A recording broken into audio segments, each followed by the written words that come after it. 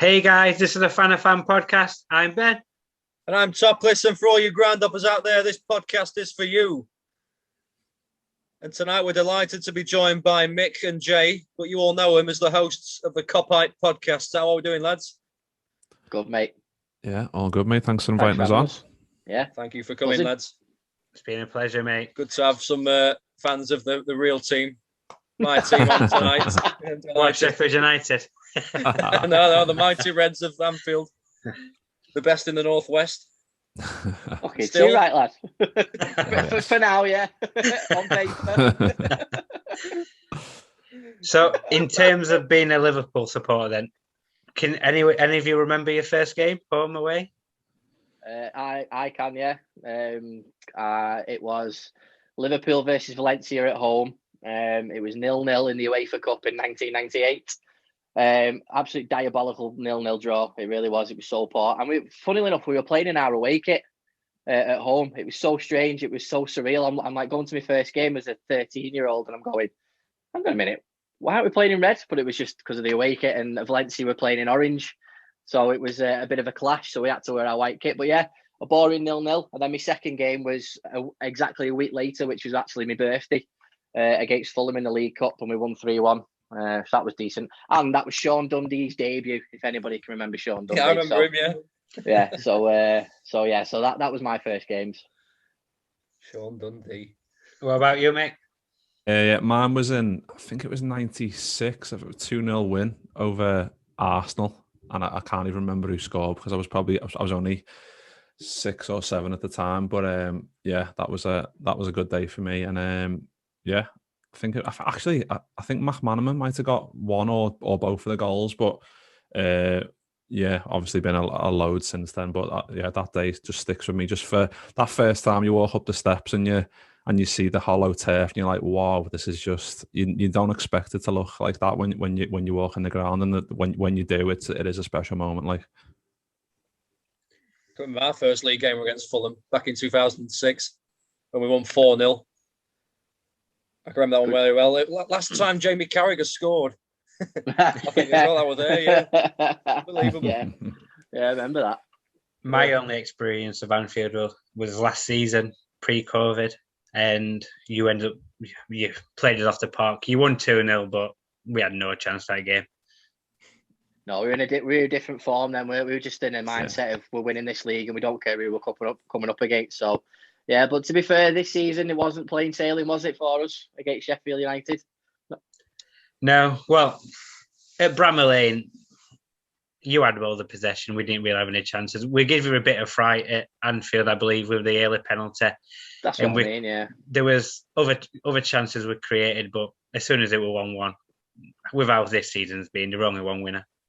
Yeah, it was so funny because when me and Mick did the show afterwards, we were thinking, right, that's the game that wins your that's champions winning form. That play crap, and then we end up getting a sneaky 2-1 win. Think it was on. Yeah, didn't pan out like that, did it this year? Quite. So in terms of grounds, we've been a Liverpool fan. You're always on the European stage. Have you been to many grounds with Liverpool? Go on, Mick. You know what? I've not been to a European game, unfortunately. I've done quite a few away days. Obviously, in this country, I've been to Blackburn a couple of times, been to Bolton a couple of times, Newcastle a couple of times, Southampton once. Who else have we got? Goodison Park, Man City. I'm just going through. I'm trying to think of like teams that were in the Prem a few years ago as well. Yeah, Man City. And you might have to come back to me, Jay, if you want to carry on. I'll have a little think. Well, Liverpool European aways haven't been to any, but I've been to like the new camp and stuff for the odd game for a Barcelona game. But it's so hard to do the European away thing as a Liverpool fan unless you've collected the credits over the years. And unfortunately, I didn't start doing that till I was old enough to pay for it myself. So I'm still on the back burner with that. So it's home games, no problem. I haven't missed a European game since like 2004. So From that perspective, I've been to a few aways in Europe from a Barcelona playing a crappy side in La Liga, so that experience in those grounds. But like from domestically wise, Old Trafford is always a good place to go. I've experienced Old Trafford in the Liverpool end, but also in the Man United end as well, where you sat on your hands trying to not say anything and being in plain clothes.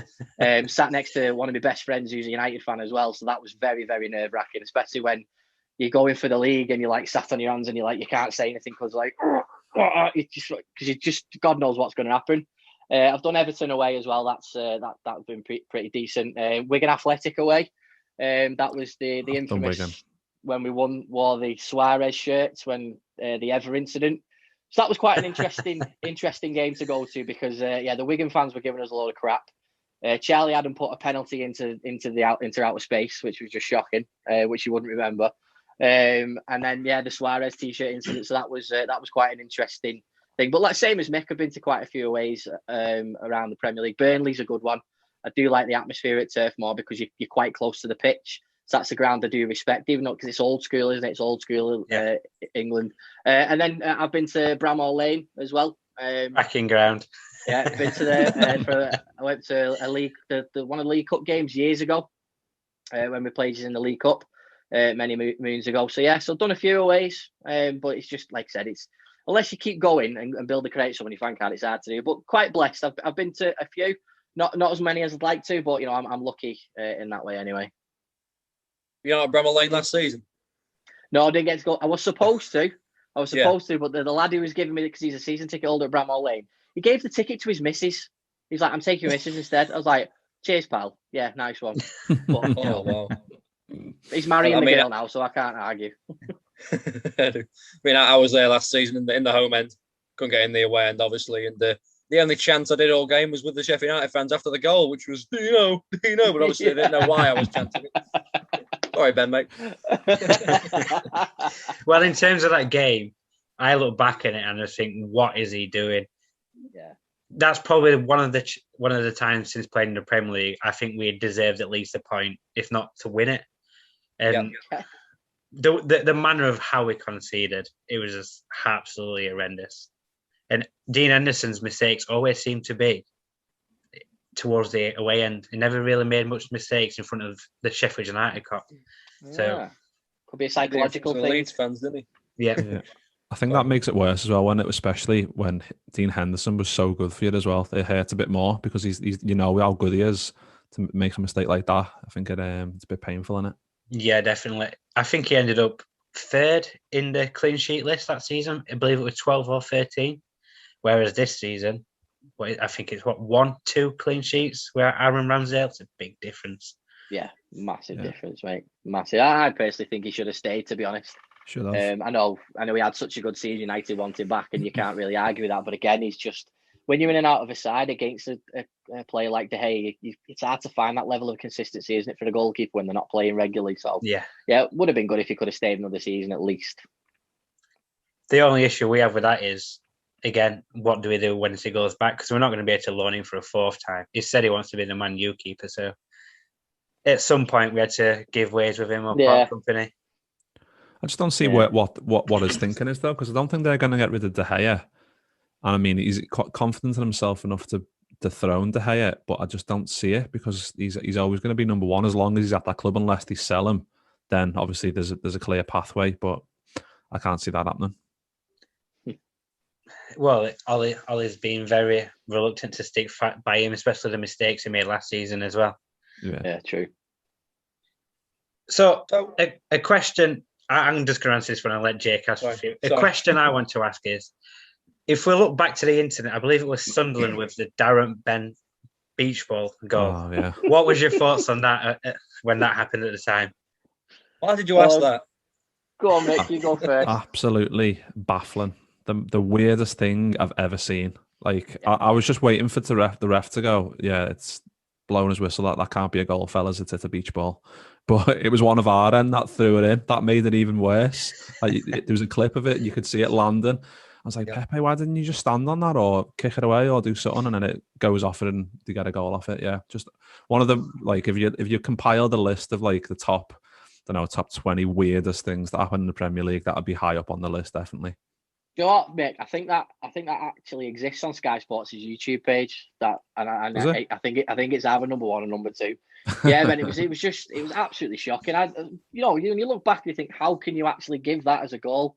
It wouldn't stand nowadays with VAR and stuff like that, but it was embarrassing. You just think, of course that would happen to us. Of course it would. We were on the decline as it was. You know what I mean? We were already a bit of an embarrassment on the pitch anyway. So for that to happen, it was just like, yeah, another nail in the coffin, really. So yeah, it was just our luck at that time. It really was. I mean, at the time for me. Go on, sorry, Jake. Go on. Sorry, pal. I had a lot of Man United friends at school at that point as well, and I couldn't wait to get in on Monday morning. Yeah. Never heard. Got to laugh about it now, though, mate. Oh yeah, it's stuff like that, and it is funny, and it like Mick said. It was just so ironic, the fact that it was a Liverpool beach ball as well. So we're makers of our own undoing. So yeah, funny. But yeah, we spoke to Jay Spearing about that, didn't we, Mick? We had an interview with Jay Spearing, and he was telling us about it, because I think it was his one of his first games. That was his first league debut, I think it was. I think it was his league debut, and I was like, what a debut for that to happen. He was just like, yeah, couldn't have gone any bloody worse, really. I know. To lose like that. That happened. So that was his league debut, and his Champions League debut. We beat Real Madrid 4-0. Just like swings and roundabouts. Oh, definitely. Yeah. All about it. So about your podcast then, I've seen you had some fantastic guests on. I was a massive fan of the Clive Tilsley episode. I love Clive Tilsley, the voice of ITV. Momo Sissoko, I like that episode. That was funny, that one. Yeah, lovely chat. But who's your dream guest for your podcast? Go on, Mick. You go first. There's an easy answer, and it's Steven Gerrard, isn't it? That for me, anyway. It's just that'll be one person where I would just be. I think I'd be too scared to ask him a question in case I've offended them or something. But no, I'd absolutely like him. It'd be him, Fowler, Cara. I'd love to have Cara on. Obviously, now that he's a pundit as well, I think you could just chat hours with Cara about anything. I think those three would be my top 3. I think the best one there's a couple we've done so far that are really good though, if I may say so myself. The Clive Tilsley one. I think the Momo Sissoko one's good, but I just love the way like Momo Sissoko is just a mad fella. Like honestly, like I've got him on WhatsApp and it's the weirdest thing. Honestly, it's the weirdest thing you'll ever, because you'll text him and he'll send you a voice clip going, "Hello, my friend," and I'll just go on, waffle on for about a minute and a half. And I'm like, "Thanks, Momo. You didn't answer any of my questions, but how are you doing, mate?" Because we set up this interview with him, and I think I was working from home at the time, and we had like a date penciled in, and he said, "Yeah, we can do it today." And then I think early doors, he said, "No, I can't do it. Sorry." So I went, "Yeah, no worries." So when I was like working on my laptop out in the garden because it was a nice day, came back in for a little drink, checked my phone. I had a missed call off Momo Sissoko. Like, what is going on? I was like, so rang him back. I was like, "Momo, you okay? Do you need an ambulance or anything, mate? Or you good?" And he was like, "I can do that interview now if you want." And I was like, "When?" And he went, "Now."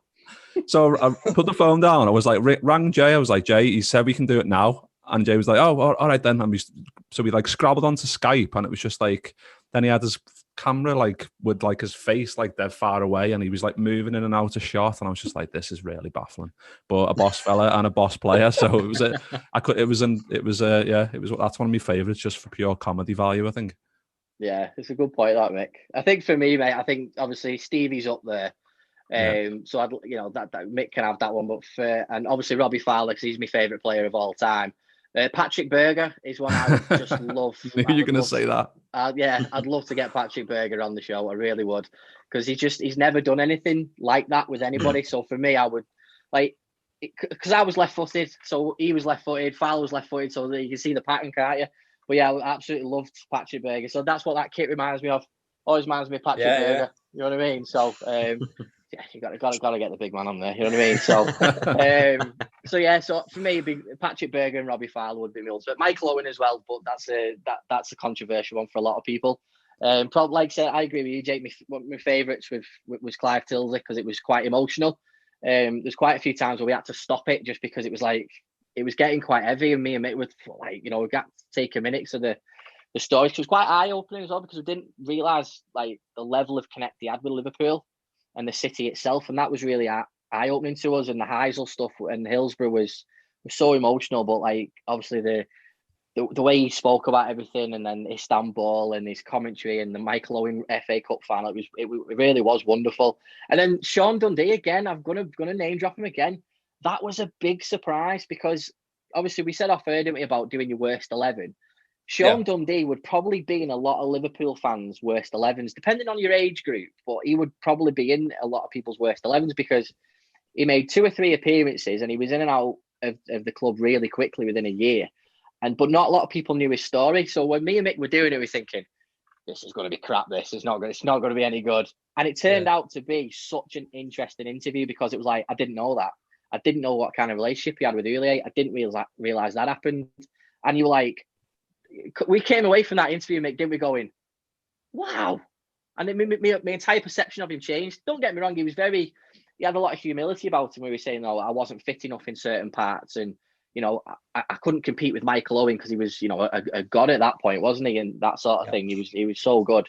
But that was a big eye opener. That really was. And so that was interesting. Eric Meyer was a good laugh as well because he's a bit of a cult hero at the club. So, but yeah, we've done quite a few, and very, very blessed to have spoken to those people. And where Mick texts Momo Sissoko, I'm texting Sean Dundee quite often as well. So it's it's mad. Like I said, I said my first league game, it was the League Cup game at Anfield with Sean Dundee's debut. I've still got the programme, and if he said to me as a 13-year-old, you're going to interview him in about 25 years, I'm like, yeah, whatever. And it's crazy. It's crazy. Well, I'll have to watch that episode. Yeah, that'd be interesting.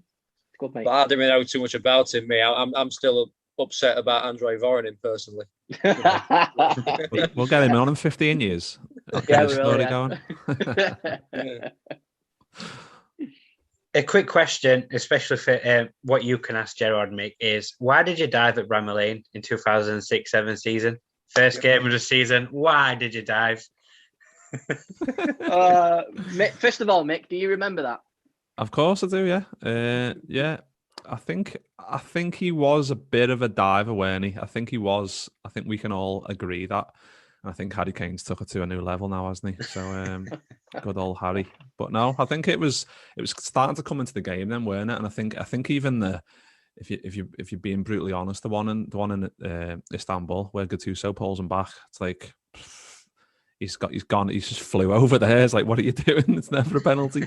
But that's what happens when you're through on goal and you're Stevie G and you get your own way. So I was glad to have those decisions. Of course. It was interesting, that game, wasn't it? Because obviously it was quite detrimental to your season, wasn't it? But little did you know at that point when it was a 1-1 draw.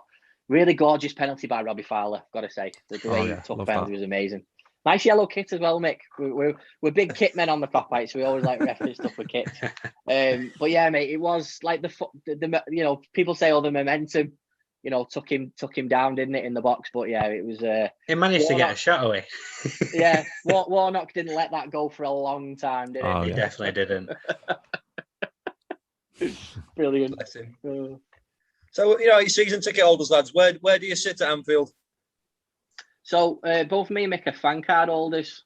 So obviously it builds up your credits and stuff like that. I had a season ticket in what me and Mick like to call the Gucci seats in the main stand from 2017 to obviously until just after COVID.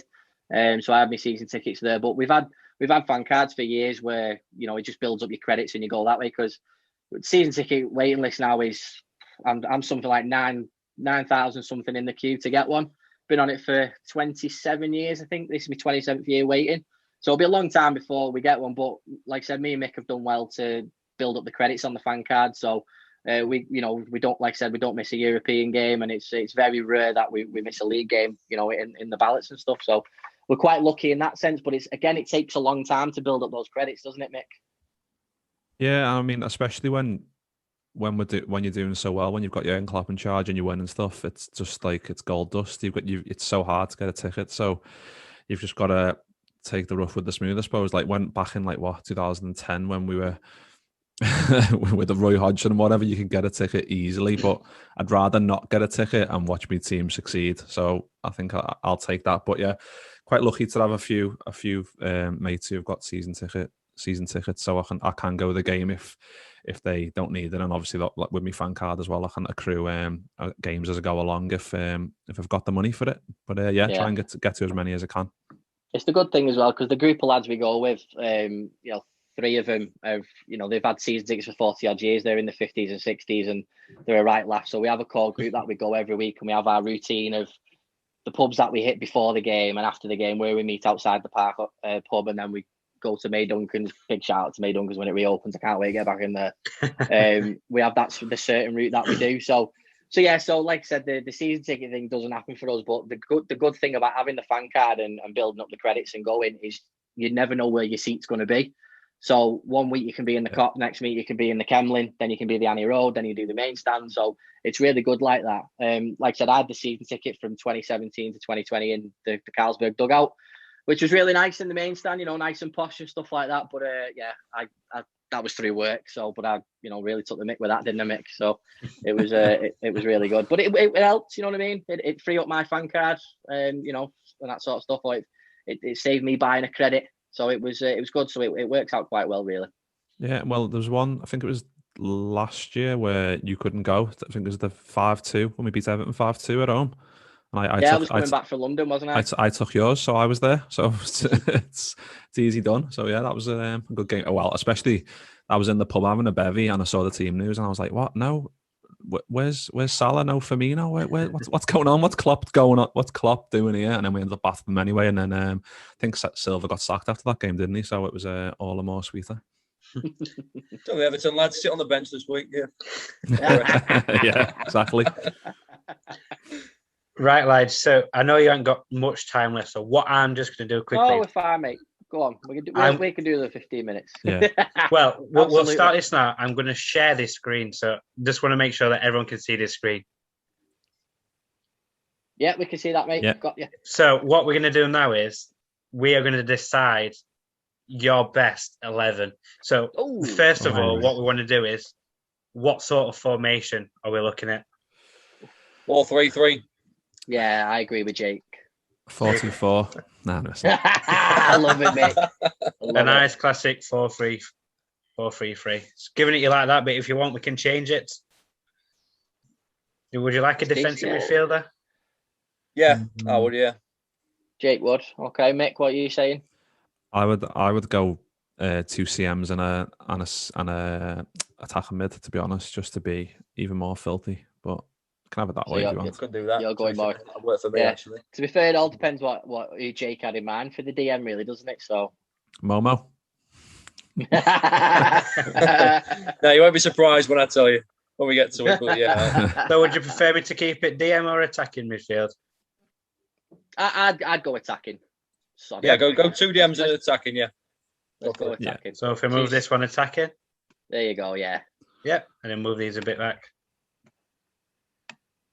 Yeah, right. Perfect. That nice and easy one. Goalkeeper. Who have we got? Peggy Go on, Jake. For me, I'm gonna go with Alisson. Yeah, as much as I love Pepe Reina, I'm going with Alisson. Me. Yeah, absolutely. Spot because he's one more, and Pepe Reina, I never thought he was the best in the world at any point. I think Alisson is. And again, I know Alisson's made a lot of mistakes lately. Pepe Reina had a mistake in him, but I think he was just a bit.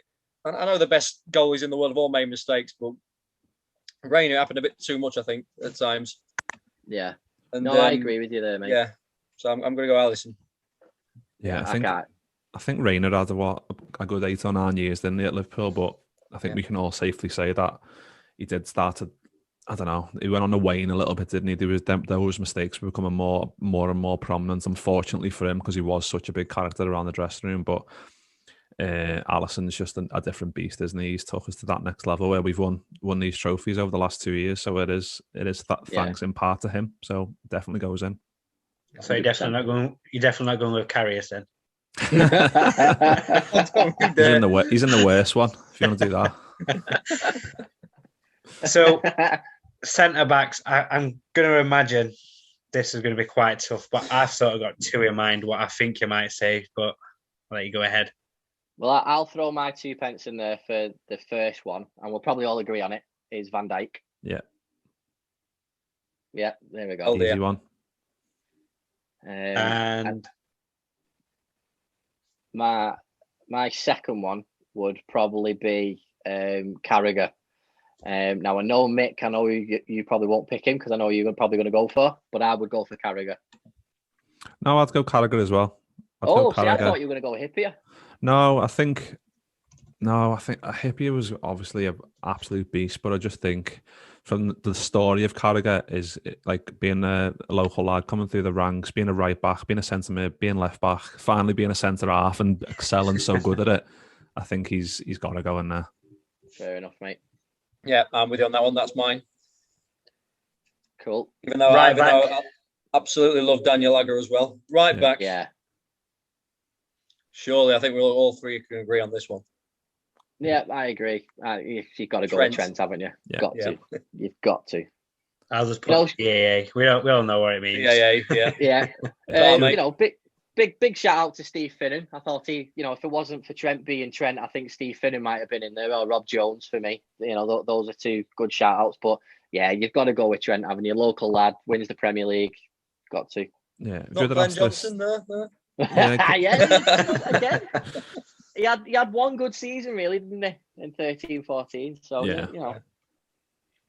Yeah, Trent's easy. I think if you had asked this question 10 years ago before Trent was even in the team or whatever, then it would have been Stevie Finnan for me. But Trent's just like I said, he's came in and been an absolute beast. So yeah. Right, finishing off the defence, left back. Again, this could be an interesting one. This. Yeah, I've got to go with Robbo. I really have, just for the pure what a left back does, and his delivery is incredible. I've never known a left back to produce so many assists. I know we could. Another obvious choice would probably be Risa, but from doing a left back's job, he was great going forward. Risa, of course, he wasn't a better goal scorer, but yeah, having that balance with Trent, I've got to go with Robbo. Service the rest of the team. Anybody got any objections? Nope. I would go with Risa personally, man, but I do love Robbo, so I can't argue with that. It is one of them two. But for me, growing up, John and Risa were one of my favourites. I just loved him scoring goals. I'd personally go with him, but I'm happy with Robertson, definitely. Jake, what was your favourite Risa goal? Well, don't ask me that. Oh, man. I think he's got to be that free kick at Man United. Martin Tyler's voice. Never forget that. I love the one against Chelsea. I think it was in the FA Cup where he ran the length of the pitch and then just belted it bottom corner. That's one of my all-time. Community Shield, I think that one was actually. Charity Shield. Yeah. Charity Shield. That was a good one as well. Yeah, that left foot, honestly, I don't know how players could stand in the wall when he was stepping up, honestly. Yeah, absolutely, mate. Yeah, well, didn't he cause Alan Smith to break his leg that time with that left peg? Yeah, absolutely rocket of a left foot. I've never seen one of the hardest shots you'll ever see. That is ridiculous. Left foot was ridiculous. So we've got Alisson in goal, and then defence of Trent, Van Dijk, Carragher, and Robertson. Yeah. Happy with that? Yep. Absolutely. Right. Midfield. So we've got 2 centre mids, 2 CDMs. Go with the obvious one first. Do you want me to type it in for you? Yeah, go on, might as well. Thanks, Ben. Bruno Cheru. Gerrard. Salif Diao. Yeah. Joao and Cheru can do a job. Right. Who's outside of Gerrard? Who's going to have the bottle to say a name first? I've got to say it, lads. For me, one of the best passes I've ever seen. I'm going to go with Xabi Alonso. Yeah, same. We were never the same without him for years. Yeah, I agree there, mate. If we'd have kept him that season, if we'd have kept him the season after, I think we might have had a chance of winning the league, personally. Yeah, I agree, mate. It's definitely. It's hard to, not have a midfield of Gerrard and Hendo in that middle, just to be sentimental. But we've got to be clever about this, boys, haven't we? We've got to have someone who can play quarterback, and it's got to be Alonso. In terms of Alonso, was he the one what scored in his own half? Was it against Luton in the cup? I believe he did it. He did it twice. He did it against Newcastle in the league and Luton in the cup. Ben, yeah, you're right. Yeah, I think the Newcastle one was better just because it's a little bit further out. It didn't bobble, and it went straight over the keeper. Even though his keeper fell, it looked better. And the Luton one was his left foot as well, weren't it? Which made it even. Yeah. Like it is. Yeah. What a goal. It was. Oh, I miss him.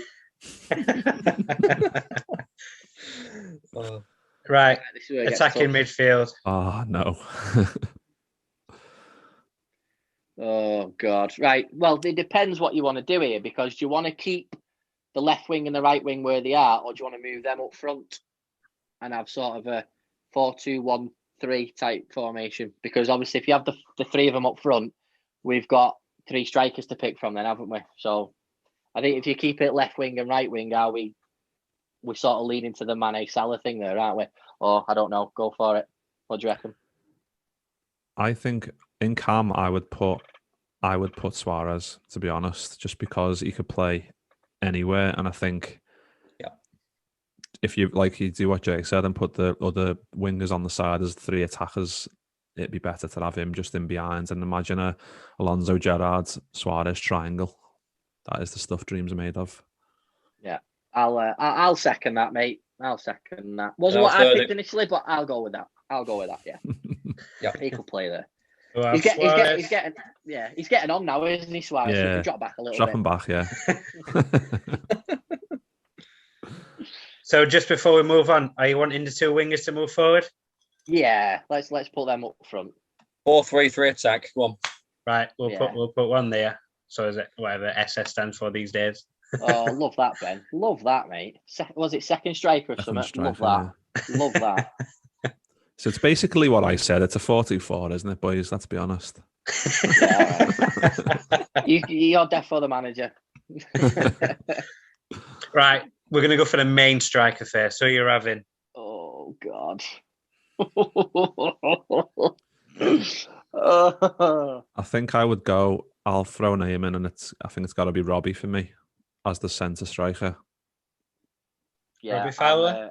I was going to put Fowler anywhere in that three. So if you want him in that middle, mate, I will happily join you in that middle. I think just pace-wise, I think if you all the ones we're thinking about, I think maybe he's the slowest, and I think he's probably the most natural goal scorer. So I think having him in around that penalty box where he can score from anywhere, then I think that makes more sense, doesn't it? Up to you though, boys. Jake, what do you reckon? I'm happy to be overruled. I'm happy with that. I'm delighted with Fowler, mate, but personally, I mean, all these years I've seen players leave the club who's really upset me, but the one player I still breaks my heart was Michael Owen leaving. And he was the guy. He was my favourite player when I first got into football in 2002. I'd go with Michael Owen personally, but I'm happy to with Fowler anyway. You came prepared, didn't you, Jay? Always do, mate. Always do. Yeah, I love the guy, yeah. But again, Fowler, I can't go wrong with that. I mean, after all, he is God. You know what, Jay, just put your camera down and we'll do like shirts and sack this graphic off. Yeah, Fowler, let's go for it. Yeah, let's have Fowler then. Go for it. But mind you, Owen would probably be injured to get in this team, wouldn't he? No disrespect. There's always the big man, Esker. Of course, Ricky Lambert. We're going to say Crouchy then. Yeah. Right, second striker who we're going for. It. Let's put Sean Dundee in there. Jay's on commission with all these, by the way. That's why he's doing it. My wife says to him, "Is that another one?" I go, "Nope. It's been there ages, love. It's been there ages." So let's just throw another out there. Let's just talk about Torres. Are we putting Torres in there? Yep. Jake saying yeah. Mate? Hell yeah. I think you've got to. I think it's, for me, I'll just say that what I think the other two will be, in my opinion. I think it should be Torres and Salah. Yep. Okay. So what do you think about as well with when you're picking these teams? Are we doing it on, the whole chemistry and all that sort of stuff, or we're doing it on pure emotion? Because I will love what you said there, Jake, is, Michael Owen broke your heart when he left the club, and he broke my heart as well. And, I think about Owen in, playing in that FA Cup game, and that gives me a great memory. I loved watching Michael Owen growing up. So for me, I would probably have Torres, Fowler, and Owen because all three of them strikers gave me fantastic memories growing up. Obviously, Salah has, of course, he has. He's, without Salah, we wouldn't have one of these bad boys.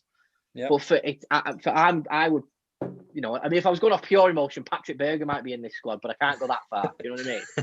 But I think for me, it would be Torres, Fowler, and Owen with Suarez behind, because I think if you're picking three and Suarez isn't in the midfield, then Suarez goes up front regardless. That's a Suarez, Fowler, Torres. Mm-hmm. I'd love to see Michael Owen inside, but I do agree with you too that Salah's got to be in there somewhere. And you can't argue with 40-odd goals in a season, can you? This close to breaking Ian Rush's record. You can't argue with that.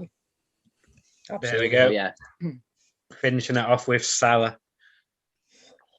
What do you think, boys? It's a naughty team. Oh, it's a naughty team, that, Ben. I love that. Yeah. It's filth. And who's the gaffer? There's only one gaffer, isn't he? Mick's the gaffer. Yeah, 4-2-4 boys, just kick it long. Yeah, Jake, you're absolutely spot on, mate. It's got to be Klopp, hasn't it? Klopp's got to be got to be the manager, definitely. Yep. Yeah, that's a naughty team, that, boys. I like that. It's really good. And captain, is it only one option as well? Yeah, surely. There's only one option there, isn't there? There's only one option. That team would win the league every year. That would be like having a cheat code on Footy Manager, where you just got give yourself like 500 mil and buy all the best players, and that's what that is like. Yeah, absolutely, mate. My mind's there now. I'm like picking all the squad numbers now. I'm like, well, Carragher was 23. Was Fowler 23? Well, who gets the number 9 shirt? Does Fowler get it, or does Torres get it? Fowler. My mind's racing. You thinking what I'm thinking here, lads? Who the hell is on free kicks? Yeah, there's a really good point. It'd be like a conga line of a queue waiting, wouldn't it? It would, yeah. Personally, I'd probably put Suarez on them. I'll be honest. I would. Yeah. Suarez would be on them free kicks, definitely. It says a lot when I know it was towards the Gerrard's end of his career, but he was just passing the ball to Suarez, going, "There you go, mate. Have this free kick. Put it in the top corner." And the stuff that he could do with the football, that's another player that, if we talk about people that really hurt when he left, and obviously it was a long time coming, but that one hurt a lot when Suarez left, because he was just never seen anything like it, to be honest, in terms of all-round play and tenacity. He was just a genius. Well said, mate. Is there any players you'd like to put on bench? We'll give 3 players you can add to bench. Oof. Gotta be Owen. Let me check the back. Who am I going for? I put Michael Owen on the bench. Yeah. Thank you.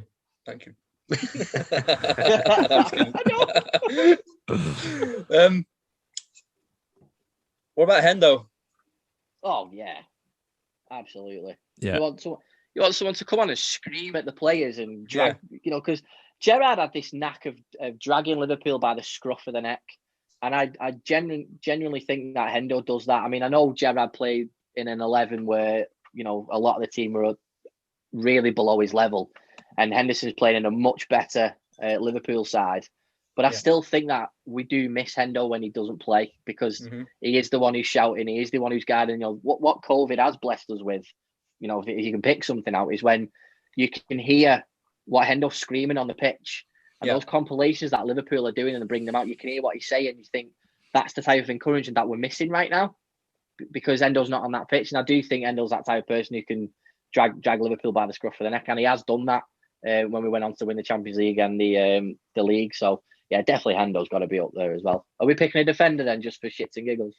It's gotta be Sammy, hasn't it? We're picking a defender, I reckon. Oh, Jake wants Agger though, doesn't he? Nah, I'm happy with Sammy. Again, he was solid.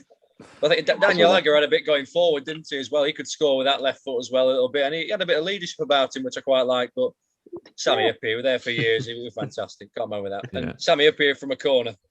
Yeah, spot on, mate. What would you say, Jake, is our best ever bargain as a transfer? What would you say? I mean, you could say Van Dijk in a way. The money has been, but Milner's been for free. Sammy Ipper was $2.5 million. Gary McAllister was free. It's I'll put it to everybody. It's a difficult one.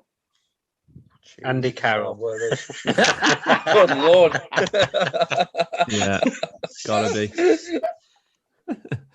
I'm trying to think of transfer fees. Who have we got here for free from a different club? So James Milner obviously is the one that I think read my mind there a little bit. James Milner's definitely one of them. Dare I say is the one? I mean, he's done us really good. He has over the last couple of years. We could go on technicalities, and we technically got Andy Robbo for free. We paid $8 million to Hull, and then Hull gave us $8 million for they gave us $8 million for Kevin Stewart in the same window. Yeah. So technically, Robbo was free. But then I suppose it's the way you look at it, because I think everyone thought we got Adolf for 75 million for Van Dijk, but I honestly think that was the cheapest 75 million you'll ever see, because without that fella, none of these trophies happen. So I think Salah for 40. One that I can think of.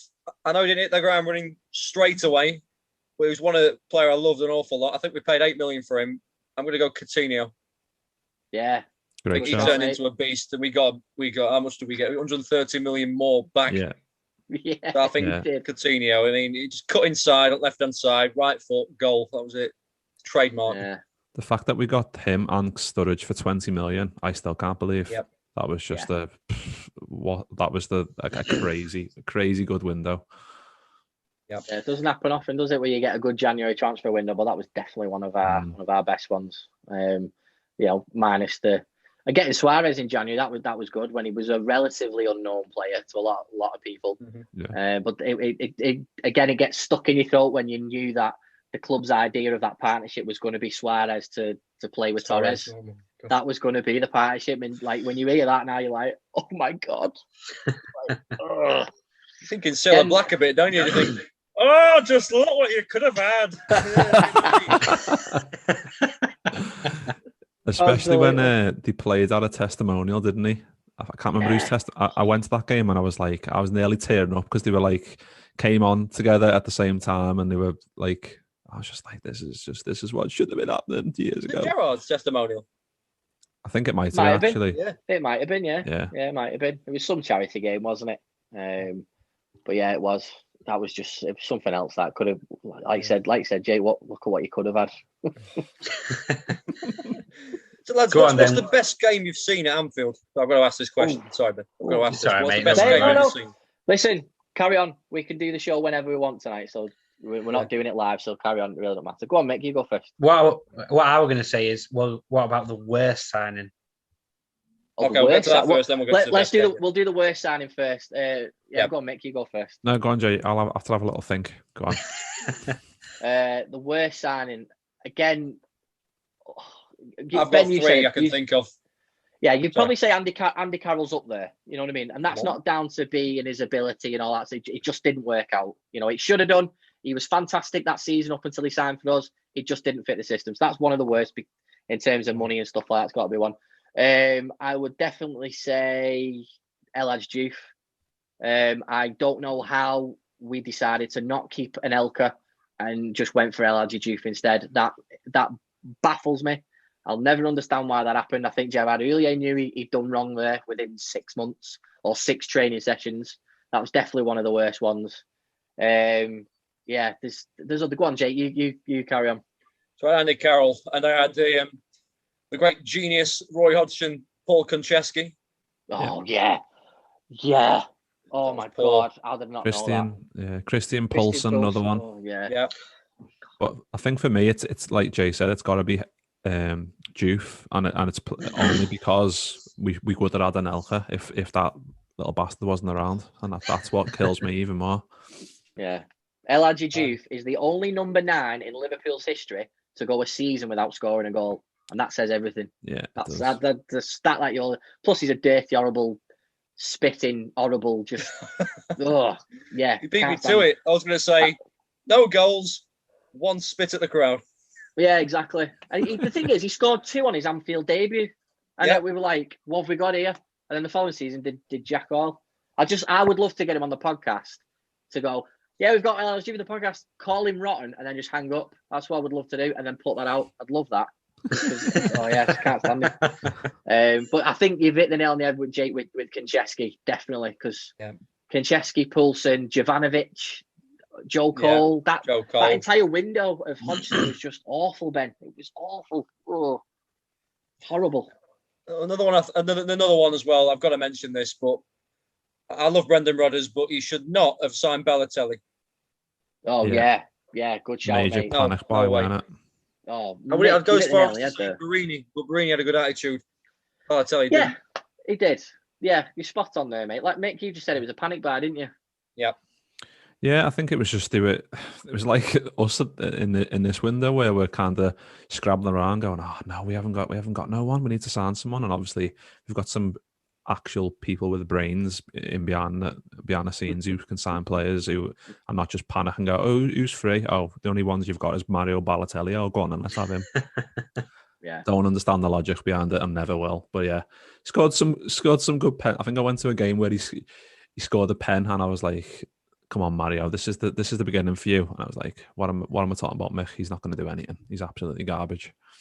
Yeah. What was Jay? What was that question you asked before? What was the best? Yeah, best game you've seen watching Liverpool live, Anfield or away? Which one's the best? If you can pick one. Have you got one, Mick? Oh, I don't know. I'll go first. Yeah, a couple from the same season. Olympiacos, 3-1 at home.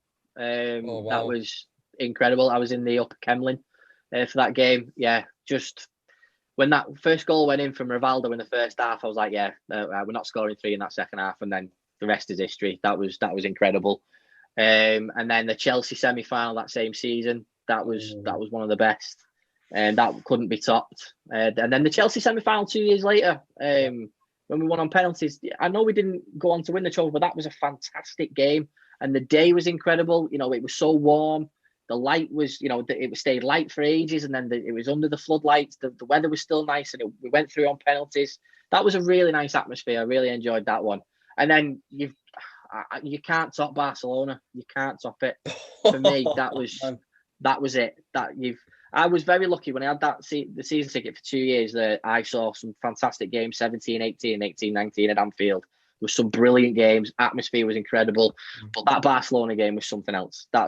You're not going to beat that for me because the emotion of it. Yeah, I'm so jealous that you got to go to that one, Jay. I think for me, the 4-0 over Real was one of them. That was a good one. Was it the Crouchy hat-trick against Arsenal? Yeah, that was a good one. Yeah, that's another one. Hicks and Gillette's first ever game. That. Oh dear. Yeah, I'm just trying to joke. Was it 2001 we beat United 3-1? 2001, I think it was. Went to that one. That was what Jake said earlier about Reese's goal. Yeah, that was that one. That was like I said, like you never see a ball kick sweeter than that. Nearly took the fucking net off, didn't he? Yeah, I think those three, and then obviously the ones Jay said. Obviously, I didn't go to the Barcelona one, but even just watching that Barcelona one on the telly, that just can't be topped. I don't think. Oh man, I mean, I remember watching that game in the bar. I thought, well, I saw the first line and thought we're out. We're not going to another trophy of the season. I was thinking. So we got Origi and Big Shaq taking Salah and Mane. Was it Mane or Bobby's place? I think Mane played, didn't he? And then for 6 minutes, I thought, oh my god, we're going to do it. And then it gets to half time. I think I don't know. And then I'll call him Genius. Wijnaldum came on and scored 2, and I thought, oh my god, it's 3-0. What's going on? And then I was just watching him, Trent, run down that wing, get a corner, instead of sipping my beer.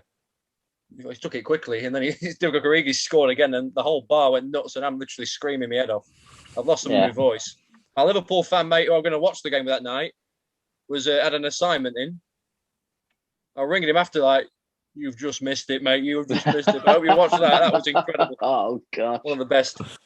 Yeah, it'll be very hard to top. I thought the road to Istanbul with the Anfield games that we had that season were hard to top, but that just took it to a completely different level. Because obviously the deficit as well, you don't expect to be 3-0 down because of how well we played in the new camp, but that was just, it was something else. And I can't see that ever being topped in my lifetime.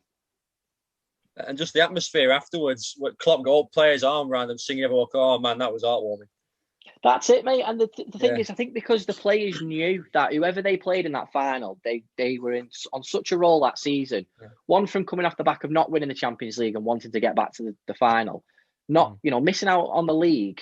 It was sort of like, right, we play Tottenham, play Ajax, we're going to beat them, and that's all was going to happen. I thought we knew that, and people can say to us, yeah, but the final was rubbish and all that. Yeah, it was. Who cares? Yeah. You got it over the line. We won that European Cup on the 7th of May. When we beat Barcelona. That's the way I look at it. Yeah. I've got a question for you. So when you played Madrid, at Madrid, in the Champions League final, I'm sure you've heard of Simon Wilson, the guy who bought a car for £40. And what do you think to the story?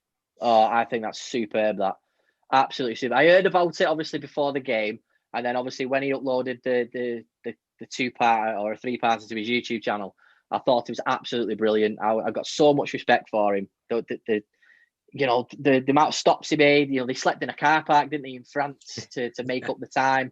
The Mackey's trips, how much they spent on tolls. His brother was an absolute legend for driving the whole way, and he knew about what to fix on cars, because if you could do that without him, it was brilliant. So yeah, and he had a Spurs fan in the back as well, which was just brilliant. So yeah, much respect to Simon Wilson for doing that. Just jealous he got a ticket. the irony of the ballot, I got a ticket for Kiev and couldn't go, so I gave it to a guy from the Anfield Rap, and then I wasn't successful in the ballot for Madrid, but I had my flight, and that's just complete and utter dumb luck. Were you one of them that got the flights cancelled for Kiev? No, mate, no. Because of how much it cost to go to Kiev, once I decided that I wasn't buying my flight until I knew I'd had a ticket. And the thing is, I just had a baby in the April. Okay. So it was a case of I couldn't afford to just lay out £1,000 on the flights. So I said to the wife, I said, look, if I get a ticket in the ballot, I'm going, and I'll do a 24-hour flight that Thomas Cook were offering. And she's like, yeah, sound. I said, I'll be there and back within a day, be sound. Yeah. Got the ticket, couldn't get the flight. So again, a friend of mine at the Anfield Rap, he'd already booked his flights 3 different ways, but didn't have a ticket. So he bought my ticket off me. Face value, I might add, just to throw it out there, because I don't believe in that. So I gave it into face value. But then the following year, I was going to India the day after the last game of the season with work. So while I was in the airport, I booked my Thomas Cook flight for a 24-hour. And then 3 days later, I found out in the ballot while I was in India, and I didn't get a ticket. And I thought, I've got my flight and I've not got my ticket. I was fuming.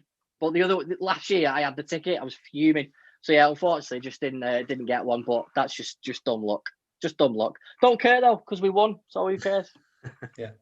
Wait, did you go to Madrid in the end as well then? No, the lads who would go the match with, they all went. They didn't have a ticket, but they just went for the beer and the atmosphere. Like I said, I'd just been to India, so I'd been away for 10 to 12 days in India, and then it was like, yeah, the lads are going in a day, love. Can I go away for another 5 days? She's like, no. So, which was right, to be fair. So for the people what can see this when it's going to be live on video, we can see that you've got a Premier League trophy behind you, Jay. Have you thought about getting a Champions League trophy, maybe the Club World Cup trophy and whatever else, when you won everything that season? Super Cup, yeah. Me and Mick, we did look into it, didn't we? Well, Mick was like, yeah, you can look into it, mate, because Mick was just laughing his head off when I bought this. But yeah, I mean, obviously trying to find a really decent replica of the Champions League trophy. You can get one which is not the right size and stuff like that. So I got quite lucky with this replica. But yeah, it's, you never know. I might do it one day whenever if I've got a bit of money. But yeah, right now with the family and stuff, it doesn't wash. And when that entered the house, the missus was just like, "What is that?" I went, "It's for the podcast, love. It's for the podcast. It's going to go on the set. Yeah, it's an investment." It's an investment. Mick's going to sit on this side of the room. I'm going to sit on that side of the room. I'm going to do this. And that was what it was for. Then COVID hit. Mick's not been allowed back in the studio. So I've been in here on my own. And it's been devastating. But like I said, it does the job. And it's fine for now. And eventually I'll be taking these off. And then I'll be putting it in the loft. And then hopefully I'll get it down again. But But, you know, who's to say I can't keep it out? You know, we might not be Premier League champions, but we've won it. You know what I mean? Premier League champions in our hearts. Exactly, mate. Exactly. So you never know, Ben. In a couple of months' time, I might have the Champions League on there as well. You know, because I guarantee if we win it in Istanbul, I will be getting a replica of the Champions League trophy. Definitely, it'll be happening. And then I'll probably be divorced. So. Well, you can always cuddle the trophy. Yeah, exactly. Or Mick. Or both. Or both, yeah.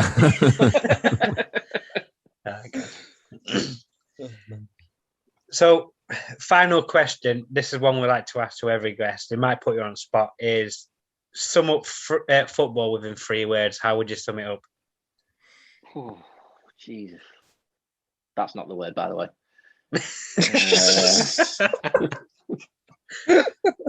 God, you know what? I've been racking my brain with this. I really have. Mick, have you got anything? So just 3 separate words, yeah. It can be 3 separate words, or you can use 3 just to make it a phrase, yeah. I've got 2, and the 2 are passion and unity, but I don't know about the third one. So, for me, I know I might get slated for this, but the one thing that sums it up a lot is what Fergie said after the '99 final: football, bloody hell. You know what I mean? Do you know what I mean? That is, you know, it's not, you know, Mick's right with the passion and all that sort of stuff, and he's absolutely spot on. But like, you can say football, bloody hell, like football, bloody hell, when we won the FA Cup the way we did, Istanbul, you know, Barcelona. It was just, it's so hard, and you just go football. Jesus, it's mad. So I'd just go with what Fergie said, football, bloody hell, because you can say that in a positive context and you can say it in a negative context, and you know exactly what I'm on about. So yeah, I know it's a Fergie quote, but I can't think of anything better. I really can't, to sum it up. It's hard. You got one more word, Mick? No, to be honest, I can't. I'm not going to lie to you. I don't. I mean, you could just say passion and unity. Yeah, there you go. That could work. Yeah, true. Yeah. Like we could say, me and Ben could say, and our other friends could say, groundhopping. Bloody hell, now, you know. Yeah, exactly. Yeah, that's what I mean. You know, because I'd love to do more groundhopping. I'd love to do a lot of groundhopping around Europe. Like, I'd love to go to Dortmund. I would love that. I'd just love to not be in the yellow wall. I'd love to watch the yellow wall at Dortmund. That would be amazing. I would love to see that. I really would. Yeah. I'd love to go to the Bernabeu as well. I've never been the Bernabeu. Even just go for the tour, just to be in it. You know. Yeah. But I would absolutely love to go and watch Dortmund in a game, because that would be special. Because the clubs like us, aren't they? You know, fans are so passionate. You know, there's been some great fans that have come to Anfield that I've interacted with. Dortmund were great. Marseille were really good. I loved the Marseille supporters. They were really friendly. But yeah, I'd love to go and watch a game at Dortmund. That would be incredible. Yeah, they sing some nice songs beforehand, don't they, as well? You know, certainly do, mate. Now, if you said football summed up in 4 words, you go, you'll never walk alone. So that would be the perfect one, would be those 4 words. But yeah, 3 words is difficult. But yeah, no, Dortmund's have got to be a place. Go on, Mick, sorry. I was going to say, you could have Jurgen Norbert Klopp. Yes. Yes. He's found his 3 words. Oh, man. But I was saying, there's a lot of non-league clubs in Liverpool that I haven't done. I don't know if Ben's done either. And so hopefully, may even see you down there sometime on the road. It'd be lovely. And hopefully, I'll see you at Anfield sometime in the future. Yeah, absolutely, mate. Listen, definitely. If you know, whether you're around our way, let us know. Give us a shout, and hopefully, when we're allowed to, we'll go to a game together. I tell you what. Be nice to go to watch Prescott Cables, because they're really good. But I tell you what, we should all do. We should all just meet up in Wrexham and go see Ryan Reynolds and his new side. You know what I mean? Let's just do that. That's mind-boggling for me. Yeah, with our Deadpool masks on, just going, Ryan, we love you. Yeah, that's football story, isn't it? Again, that's a football bloody hell thing. I mean, you never would have thought that, would you?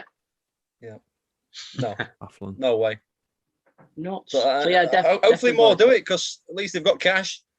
Yeah, exactly. Yeah, absolutely.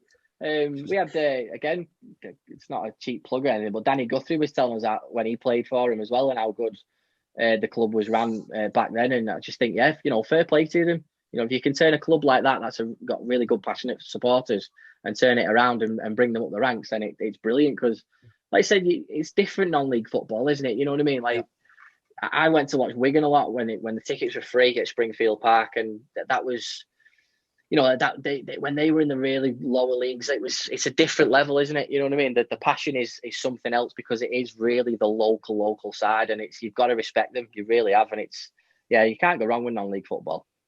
Mm-hmm. You certainly can't. Yeah, done it for a whole year, and I'll give it a lot more time, especially when we're back to normal. Yeah, so I mean, like, how did it work for you guys with the ground hopping for that? My last Football League match was early last March. I went with me mate who I call the Mary Miller in my blog. I did a Rotherham away day. We went to Rochdale. Yeah. They lost 3-1, and they were in good form as well. So I had to apologise to him afterwards for coming. But and then after we had to wait till the end of August, and the first game back, me and my mate who I went to Rochdale with, Jack, his name, we needed a lift, and this guy called Ben, we never met him before, came and picked us up, and we got along so well. We went to grounds ever since, and he said to me one day in January, "Let's make a podcast," and here we are. And, super.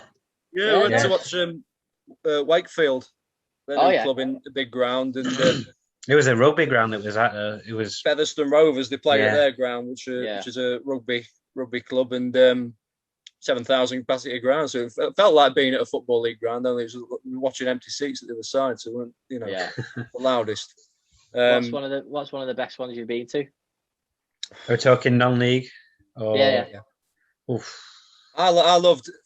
I'm a big fan of picturesque grounds. I love Glossop North End. Right. But the one thing I didn't love about it was if the game finished 0-0 at the end of the run. Didn't even see a goal. So that should be a lot higher up on the league tables. I don't know if you've seen them. What else is there out there? I'm going to go for Selby Town, just because one of the stands is a bit like the Maidenhead one, but instead of saying Maidenhead, it's got Selby Town written in red. That looks incredible for what it is. And in terms of atmosphere, this is going to upset a lot of you Liverpool fans who watch it, but I've got to say, FC United Manchester, I thought they were incredible. They are loud and fantastic. They are, big passionate fan base, aren't they really? Because of how they broke off from United, because they were so passionate about Manchester United and the takeover that you're going to get that. So fair play to them. I think there's one club around your end, City of Liverpool, who are quite similar with that sort of fan base, and that's the club I want to see in Liverpool when I do get there for non-league, for sure. Well, hopefully it's sooner rather than later, mate, and we can all get back to a little bit of normality. Yeah, indeed, mate, indeed. Right, lads, it's been a pleasure having you on, mate. Thank you, guys. It's been great. Thanks for asking us, and the questions were superb, boys. And like we caught a couple of the shows the other week, and keep smashing it, boys. And any help you need, if you want us back on for anything, just let us know. And then we're going to do a couple of sort of different type shows in the summer. So I'd love to get you on then, because we're going to do like some transfer specials and some sort of like best non-Liverpool 11s and Premier League stuff. We've got some stuff planned for me and Mick. So, it'd be great to get you on our show as well, if you don't mind. Yeah, that'd be perfect, mate. I'd love to. Brilliant. Good stuff. Sure. Thanks, lads. We appreciate it. Yeah, appreciate that. Thank you very much. Thank you.